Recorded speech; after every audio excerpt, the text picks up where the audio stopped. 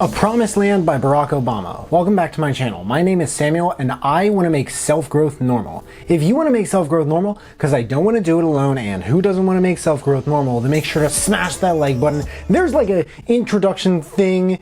So if you want to skip that and get right to the meat of this review, skip to where it says somewhere around my breast area at this very moment. This is the part of 2020 where our 44th president publishes a 29-hour long audiobook and the crowd goes wild. The reviews begin crashing in. It reports never before seen sales numbers since becoming by his wife Michelle Obama. Realistically, well, actually, this is all very realistic. I don't know why I said all of it as if it's a joke.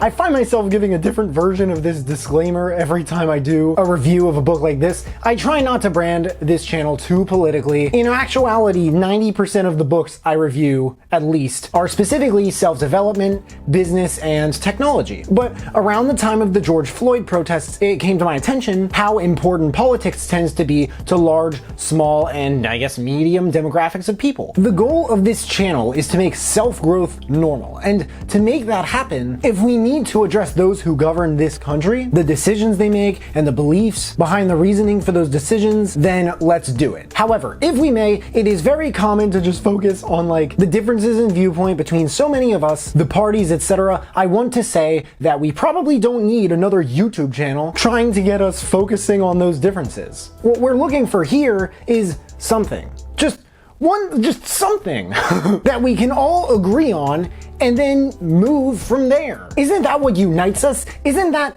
what we want? According to political commentator Ben Shapiro, most Americans are actually unionists. We believe in what brings us together, not what separates us. I don't think that we could progress as a nation and move toward that ideal when what we're constantly focused on is all problem and no solution. I could be wrong. A lot of people are wrong about a lot of things, but I invite you to keep watching and keep enough of that in mind, not to like watch this whole review and at some point throw your device at the nearest paint-covered drywall or window in sight, okay?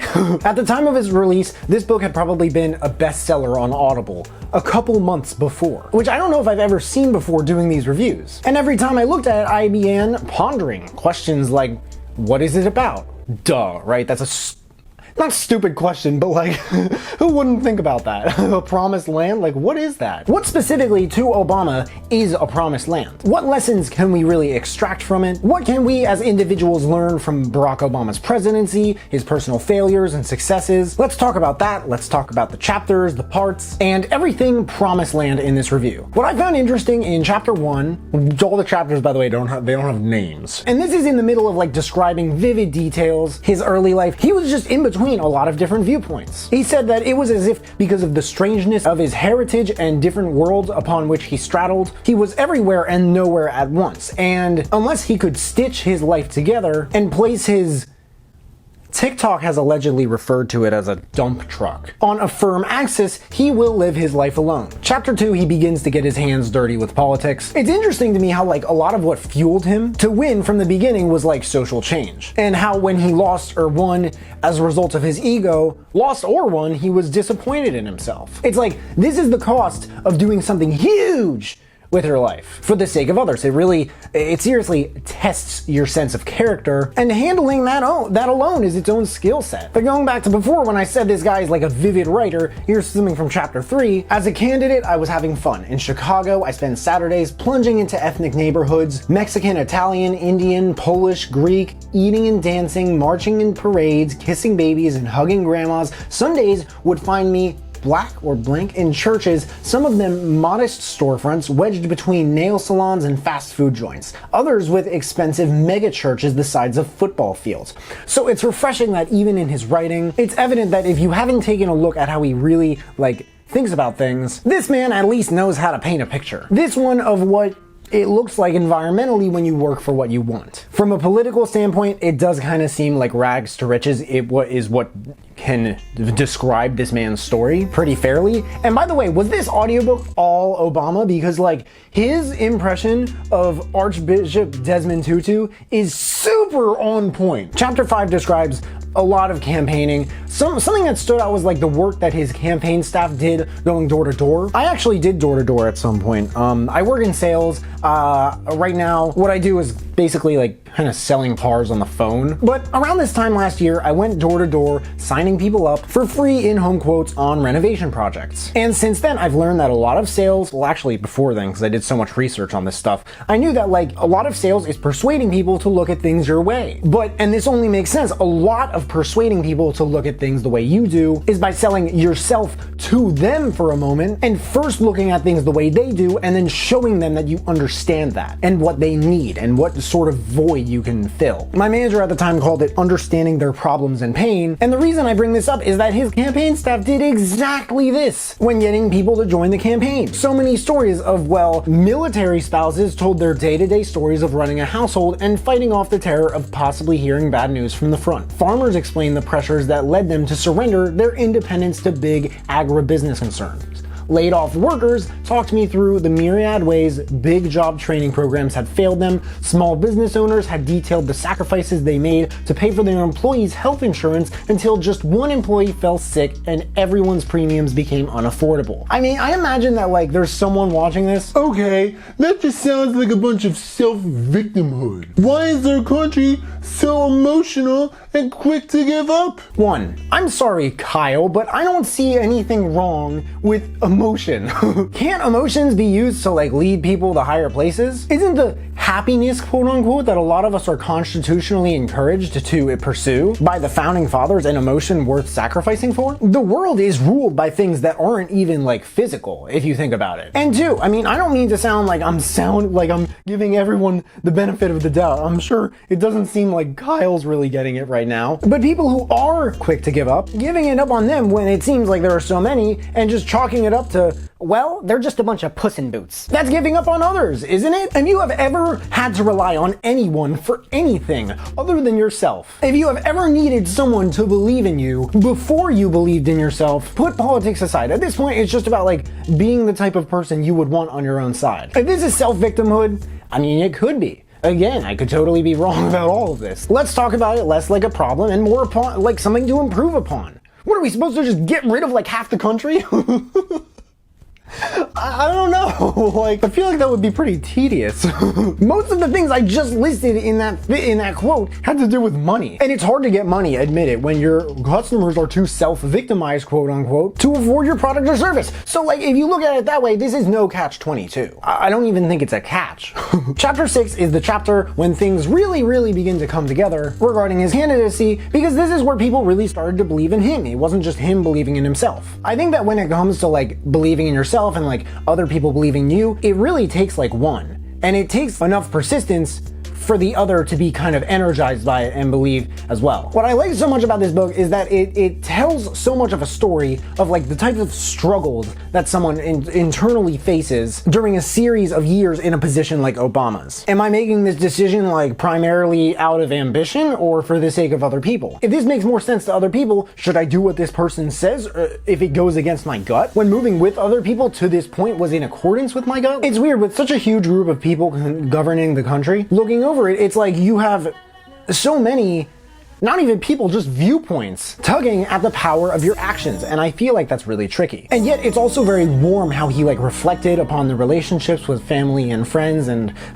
fellow officials. Still, I could see from week to week how fast they were growing. Their limbs always seemed an inch or two longer than I remember, their conversations at dinner more sophisticated. These changes served to remember all that I had missed. The fact that I hadn't been there to nurse them when they were sick, or hug them when they were scared, or laugh at the jokes they told. As much as I believed in the importance of what I was doing, I knew I could never get that time back. I was right to feel guilty.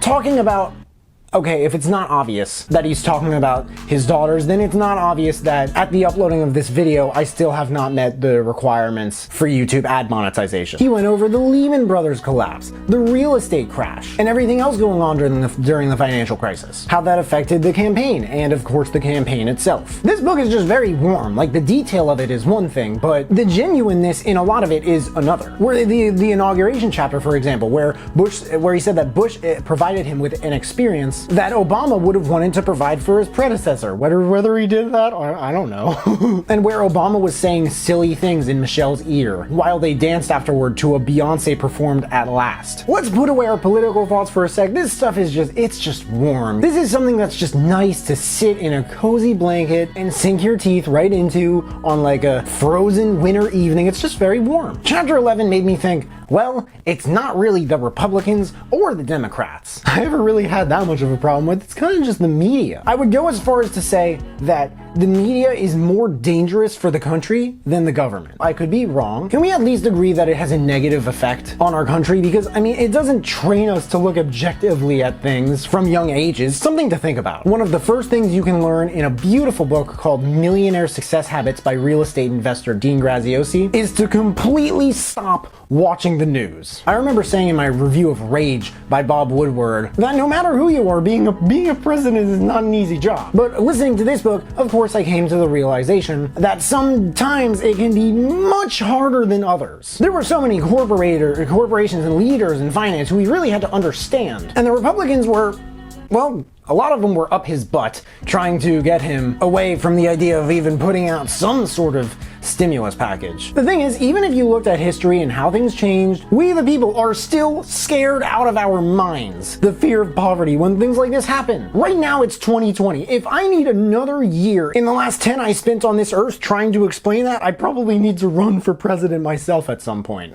I think I heard once that he made the effort at some point during his presidency to read 5 emails every night before going to bed. And what I love about this is that it says how important these people are to their leader. It cuts out all the layers of like giant black SUV security, presidential exclusivity, and it screams, I value you, to people who would never expect it in a million years. Like, you gotta give him that. I'll admire any president for something like that, because you never know who the person is that they're responding to and who they might become someday. Seriously. Something tells me this is gonna go down as one of the great American autobiographies.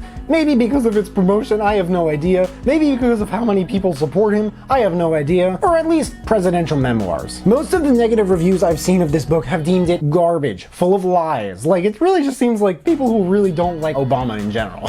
Worst president ever. Created more racial divide than anyone else, even with a black president, a black Supreme Court justice, a black attorney general, always a victim. It makes me wonder almost if Obama were this like brutal hard ass on issues like racial relations and police brutality, which I am very, very surprised and a little bit disappointed that he didn't really talk about those at all in this book. It doesn't seem. But if that were the case, what people would think about him. It also makes me wonder, well, what kind of approach, what kind of a personality, what would it take in a president specifically that has not been offered before, or maybe has, to really up the ante on progressing the country's viewpoint on these matters toward a more unified America. Obama's political consultant said at some point regarding healthcare, and this stood out to me for some reason, people may hate the way things work in general, but most of them have insurance. They don't really think about the flaws in the system until someone in their own family gets sick. And like their doctor, they don't trust Washington to fix anything. And even if they think you're sincere, they worry that any changes you make will cost them money and help someone else. Plus, when you ask them what changes they'd like to see in the healthcare system, they basically want every possible treatment, regardless of cost or effectiveness, from whatever provider they choose, whenever they want it for free, which of course we can't deliver. He referred to this guy as Axe, but I looked it up. The guy's name is David Axelrod. Healthcare is... all I can tell you for sure is that I don't really know that much about it, but it's something that's something I'd be interested in changing. The Affordable Care Act and its passing was highlighted throughout Chapter 17. A lot about troops in the Middle East. Foreign relations in Chapter 18. Chapter 19 includes a lot about Russia and Putin. I don't think Obama's a big fan of Putin. But a critique of this book, maybe just bouncing off of an observation I had. Come to think of it, I was just at my dad's the other day, and my stepmother, I refer to her as my dad's wife, she's reading this book too. And she said that there is just a lot of politics in it. Like a lot. Obviously, the deeper you dive into A Promised Land, the more you find. But it's just like, this is so much about political execution that it almost like transcends a focus for the typical reader or listener on values alone and what's important to individuals and groups alone. And admittedly, I found it a little bit difficult to follow from time to time. And anyone watching this could say, Sam, he was the president for 8 years. What do you expect other than that specifically in a presidential memoir? that's a fair point if you ask me. Everything I expect other than that specifically in a presidential memoir just so happens to be exactly everything else that he put in this presidential memoir. And a huge reason for that is his wife Michelle's book was much more of an autobiography, like a full biography. I don't think that this one is going to like directly touch as much of its audience, and I think Michelle was always so about people over politics. As a reference point, I was just so flabbergasted by how apolitical Becoming really turned out to be. This all might explain the fact that the audiobook is 29 hours long instead of 9 or 17 or something. I think Becoming was 18. Every chapter past like 5 or 6 seems to shine a spotlight on like a different series of like political focuses. And there are many traces in between of like interactions between Michelle and his daughters and the rest of the family. Fewer over time regarding his past. And it's almost as if this man is like a rocket. And as it shoots into space, the past is like those giant side pieces. I have no idea what they're called. Those things like they fall off. And if that's even what happens in real life or movies. If that's what happens in real life, I wonder what happens to them. Do they just float in space, or do they fall and they like knock down large trees and small buildings? I like that he said that even on his worst days, he didn't feel badly because his job never allowed for existential boredom or paralysis. When he sat down with his team to figure out the solution to a problem, he usually left feeling energized rather than drained. He said he loved the actual work even when it didn't love him back because of how much of an impact he made on the people whose lives he changed. But just when I thought he spoke about everything but racial issues, of course, from foreign policy and relation to other world leaders, to climate change, to running for Senate, to running for president, to Russia, to China, to Israel, to, of course, the financial crisis, to LGBTQ rights in the military, and to the death of bin Laden, he starts talking about BP drilling 3.5 miles down into the ocean, and how this turned out to be this huge environmental, like, political calamity, and what was so difficult about handling it, which I'm not really sure I understood all that well, but right when I thought I had heard it all. By the way, for anyone curious, I found this out when Obama discussed his interest in India and how it had been fueled by a lot of things, but Gandhi was a really big one of them. Gandhi, Lincoln, King, and Mandela profoundly influenced his thinking from a young age. Just for anyone curious. So despite everything that I heard that I was like, I'm not sure I 100% agree with this. I get why he said it, but I don't completely agree. The most valuable moments in this book to me were the ones he spent in reflection of what was and would have been elsewise. Is that a word? Looking back, I sometimes pondered the age-old question of how much of a difference the personal characteristics of individual leaders make in this sweep of history. Whether those of us in power are mere conduits for the deep, relentless currents of the times, or whether we're at least partly authors of what's yet to come. I wonder whether our insecurities and hopes or childhood traumas or memories of unexpected kindness carry as much force as any technological shift or socioeconomic trend. Big sentences. I wonder whether President Hillary Clinton or President John McCain might have elicited trust from the two sides, whether things might have played out differently if someone other than Netanyahu had occupied the prime minister seat, or if Abbas had been a younger man. Listening to all this, I did wonder though, especially toward the end, about like Biden. I would have loved to hear, let's say Joe becomes president. What separates my views from his, and what would he have done differently? At least in their views, Biden and Harris definitely aren't like really exactly the same. And maybe you're watching this and you're like, okay, Sam, you just spent like 20 minutes talking about this book. Is it actually good though? I mean, you just listed a bunch of chapters and you explained a bunch of odds and ends you noticed listening, what you would have changed, and what this and that reminded you of. But is it good? My yes or no answer, gun to the head, is yes. But I guess my actual answer is maybe. This is an action-packed book. There is a lot to pay attention to. And I think a lot of where your head is at regarding the time and topic of his presidency, according to his, lens of how he looks at the world, may or may not directly reflect what you focus on and perhaps look for confirmation of most.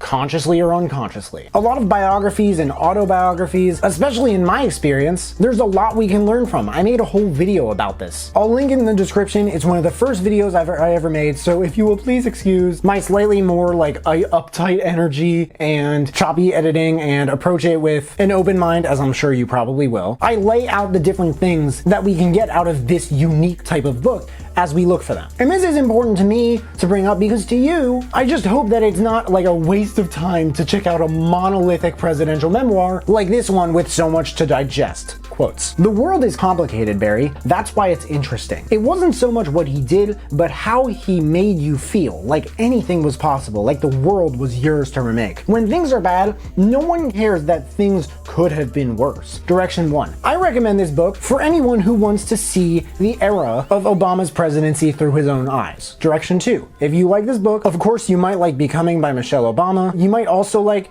I checked out this one biography early last year of FDR. It was a really, really good biography by Robert Dallek. I think that's how you pronounce his name. A Promised Land by Barack Obama. There's a link in the description if you guys want to check it out and read the reviews. That and all the other books that I mentioned in this video, if you want to check those out too. If there are any other books that you guys want me to check out and review, please, please, please let me know in the comments below. Also, let me know if you checked out this book and you liked it. If you guys buy anything through the links in the description, then I get commission, which helps me build this channel and keep making these videos. But hey, make sure to smash that like button, subscribe if you haven't already, because I don't get why people watch this. This is probably going to be one of the longest book reviews I've put out in a while. But I don't know how people watch this far into my videos and they don't subscribe. If you have subscribed and you want to turn it up just a notch and turn on that notification bell to get a notification whenever I drop new videos, that would mean the world to me. Thank you guys so much for watching. I really appreciate it. You can find me everywhere and I will see you then.